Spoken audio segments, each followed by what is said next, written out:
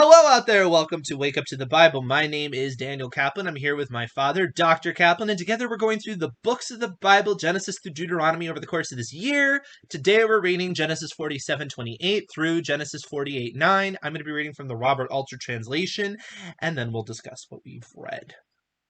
Or did you want to go ahead and give your comments first? I know my dad had some things he wanted to catch up. Do you want me to read first or catch up? Well, let's just go ahead and catch up. Okay. Something hit me that I wanted to share with That's good. everybody. When the brothers first come down there, they say that Joseph, they don't name him, but as far as I remember, but they say he isn't. And so, in Right. other words, He is no more, right? yeah, and then we don't know what's going Yeah. on. I mean, that's how he translates. But Judah, when he makes this appeal, he says he's dead. And Yes. it's not like he's lying. They had a right to think he was dead. But I think in this case, the reason why before they said we don't know what's going on with him, and now he says he's dead, is because he's really trying to appeal and really get emotional. Benjamin is the only one left. The other one's dead. Right. So I think it's partly Judah being a very good advocate. Right. And so that's why you want to get a Jewish attorney, and I think that's why in the first case they said he's not, and the second case they said he's dead. I think it has to do with I don't think they were being dishonest in either case. But I think it was a matter of they didn't know, being as strong as possible, getting your strongest possible argument. Well, I mean, technically he's as good as dead, right? So yeah. All right, but I just thought that hit me. I thought for the purposes, like you're saying, for advocating for something, for the purposes of that conversation, in his father's eyes, he is dead, and so when he's advocating for his father, this can't happen to this son. Right. Okay. It may not be word for word true, but it is thought true, like conceptually true. So So I did get that off my chest, and also I wanted something for the children out there.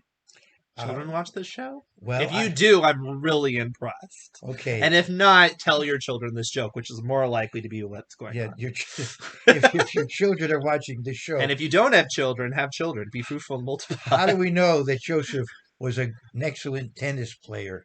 Uh-oh. He served in Pharaoh's court. Yeah. Well, not terrible.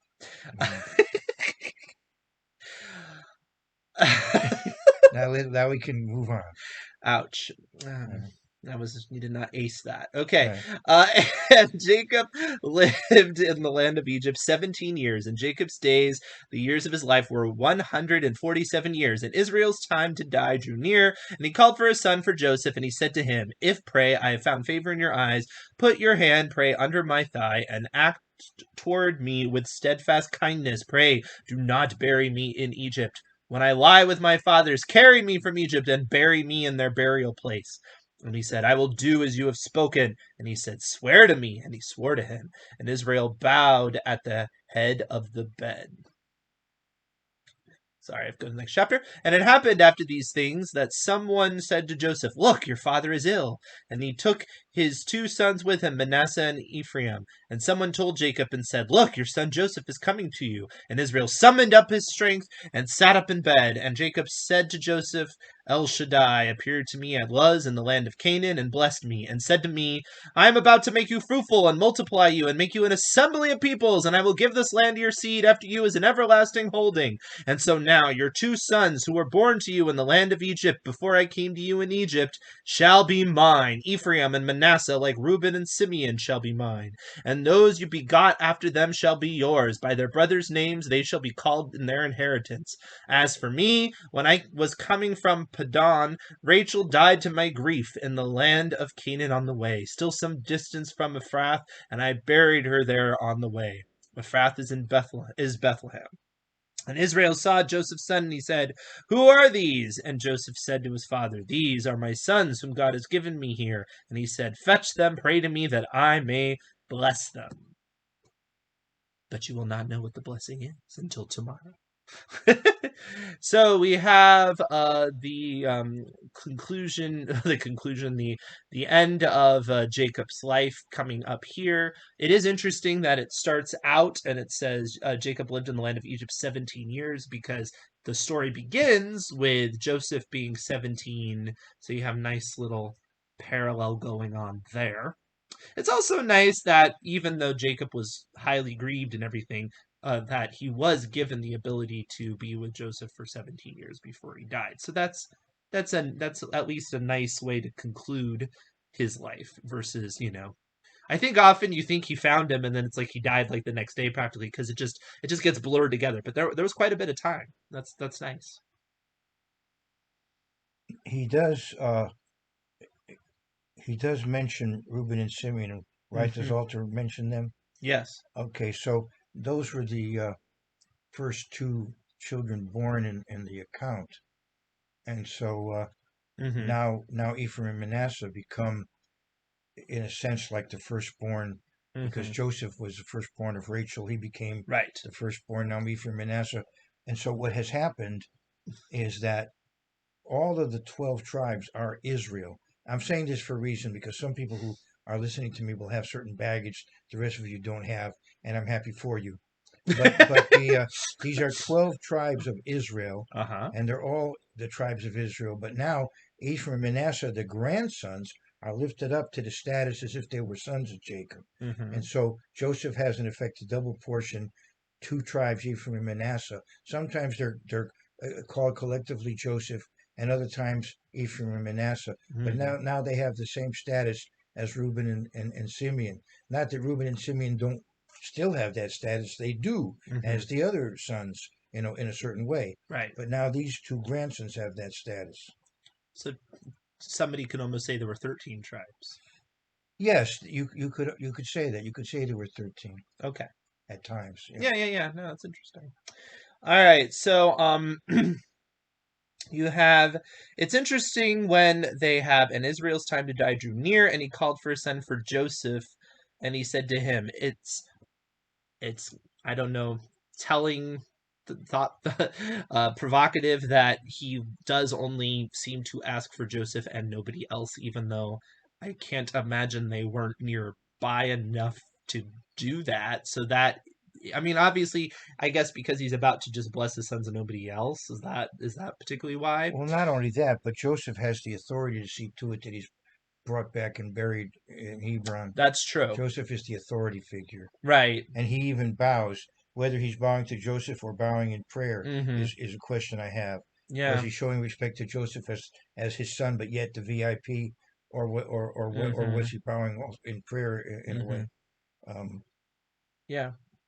It is it's something here where it gets cultural, right? Where it makes him to some extent where he makes such a big deal about being buried there. But on the other hand, you could have gotten from some of the things that God said that that was supposed to be what would happen oh too. yeah, So, right? So he's not just making the appeal, I think, for the sake of I don't want to be buried in Egypt. It's also this is a fulfillment of what God wanted to have happen it was too. important to have the patriarchs buried in that land. Mhm. That's like staking a claim to the land. Mhm. It's still an issue to this day. Right. Hebron comes up in today's news Yeah.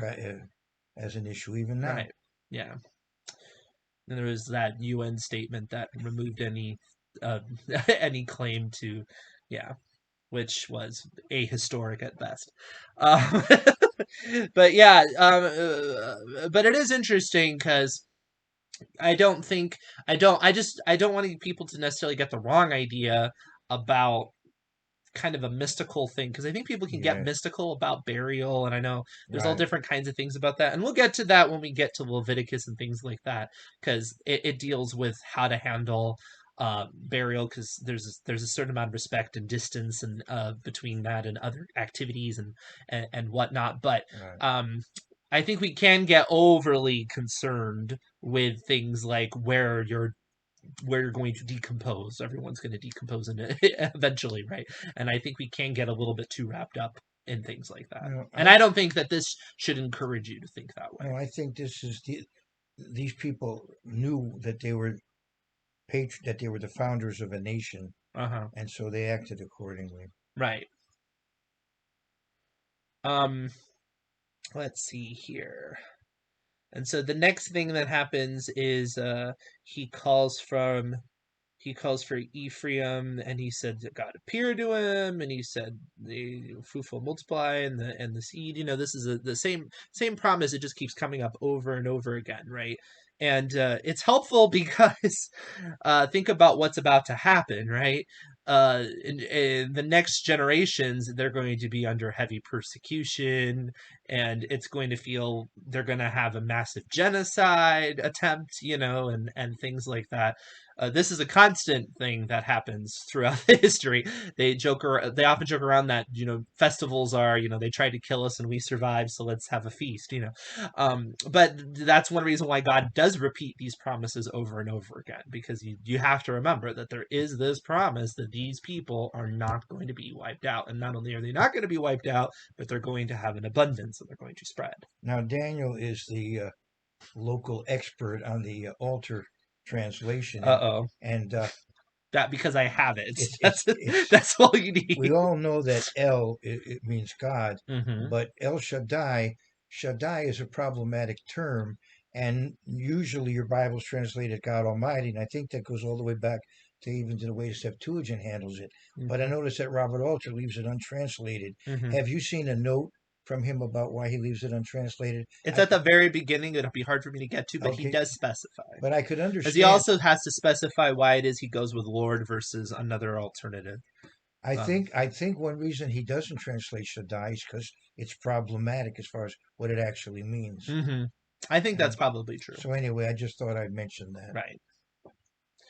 Uh, and then was is essentially where the whole thing got started, because that's another name for Bethel, is what Alter says. So Yeah, that's where he had his dream of the ladder or the ramp to heaven, and so it's again coming full circle with Jacob as well. He's mentioning that he's bringing it. The Bible's very nice about how it all ties back in together and things come back around. All right, so anything else before we get into what he says to Ephraim and Manasseh? our audience is waiting with bated breath to find out. What is he gonna tell So them? let's move on. You win a brand new chariot. No, yeah, we'll find out. So if you're enjoying this show, please like, subscribe, hit the bell, call up your friends, ring up your neighbors, because it's a great year to read the law together. And we'll see you tomorrow.